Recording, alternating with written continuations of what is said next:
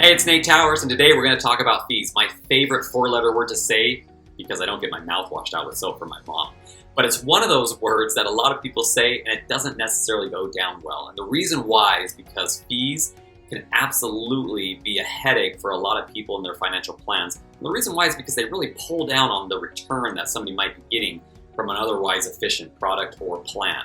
Now, a fee isn't necessarily a bad thing, as long as you have the proper planning in place in the 5 areas that we focus on, which is income planning, investment planning, estate planning, legacy planning, healthcare and long-term care planning, and tax planning.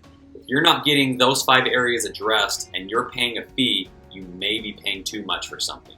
Now, typically most people are paying anywhere between 1% to 2% in fees, and other people might be paying higher. And if you are, I would highly suggest you going back to your advisor and seeing what you can do to help reduce those fees.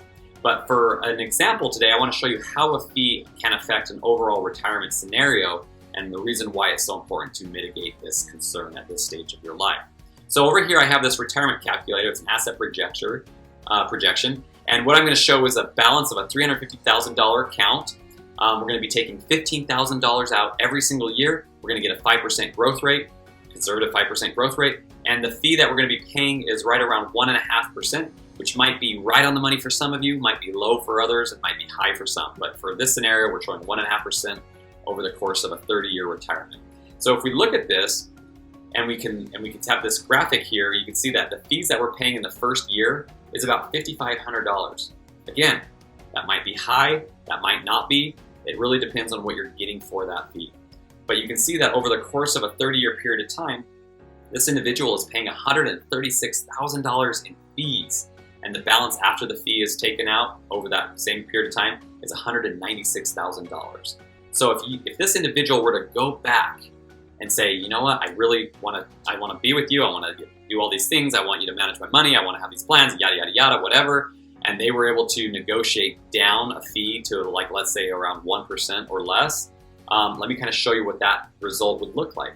So in that same scenario, keeping all variables the same, that individual is now only being charged $3,100 per year, and over the course of that 30-year period of time, they're paying less than $100,000. That's $90,000 that you can see, which is about a $50,000 decrease from the fees that they were paying previously, which means that's more money in your pocket.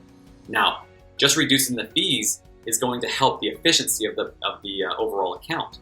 You notice that in the previous account, we had $196,000 after fees. In this account, we have $314,000, or a difference of $118,000 more for you to go and buy that sweet little red Corvette and enjoy that retirement.